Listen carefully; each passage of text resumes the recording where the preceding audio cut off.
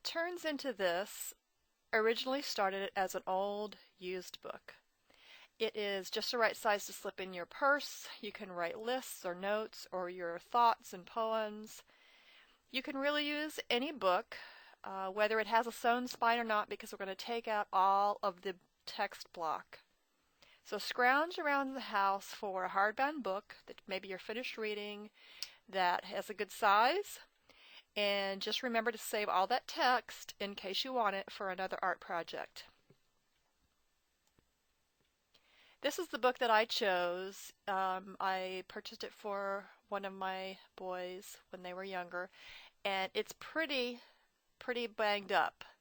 I don't think it ever got read, but it certainly got destroyed. Using your craft knife, you're just going to go right and open up the book. Just cut out the entire block of text, leaving the spine. Now this shows you how bad my spine was. I can fix it. I can spackle it. I can cover that with fabric, with paper. It's not really going to matter. But what I ended up choosing to do was take it out, cut it out, and leave only the front and back covers. So the first thing you want to do is cover your front and back covers with decorative papers. Measure your paper about 1 inch larger on each side, and then with a coat of just a thin coating of glue, you can use a paintbrush or a foam brush, just spread it on and then press your paper firmly to get out the air bubbles. Miter the corners, that would be cutting the corners diagonally, and then glue the edges of paper around the back to the inside of the cover. Then cut a smaller piece of a coordinating paper for the inside of your cover. And just this has to be maybe about 1/4 inch less than dimensions of your cover so that it'll cover over the folded paper from around the outsides. And then just glue that in place. Now we're going to cut and fold the cardstock to make our inner pages. When your pages are folded, they should be just a little bit smaller than your cover, so you can use that whole big block of text pages to measure, to make a dimension, so you just need to have a folded piece about that size.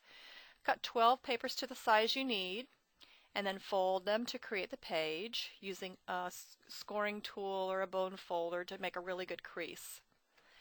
Now we're going to stack 3 folded pages inside each other like the photo on the right. And that stack of 3 is called a signature.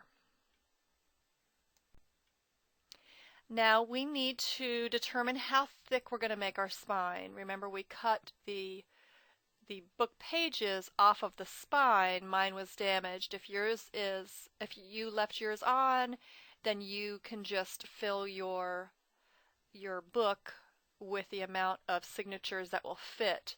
For mine, I had to measure. So if you've taken your covers off of your spine like I did, we just need to measure the distance between the covers when the signatures are in place.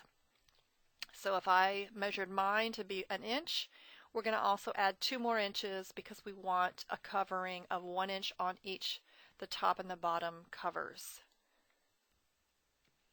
So measure that distance between your covers and add your 2 inches so that you'll have, mine was 1 inch for the spine and 1 inch on each cover, so that would be 3 inches wide by the height of your book.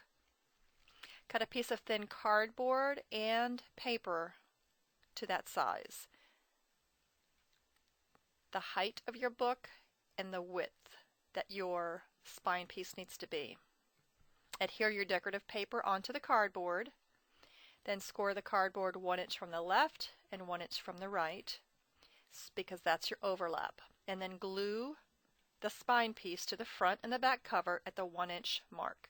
You'll see the photo on the right. That's what I've done. I've got my cardstock glued to the cardboard, and then it's glued onto the front and back covers.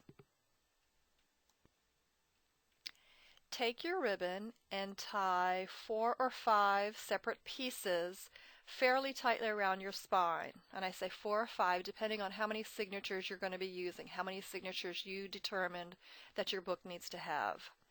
I tied mine in knots and then just kind of staggered the knots a bit.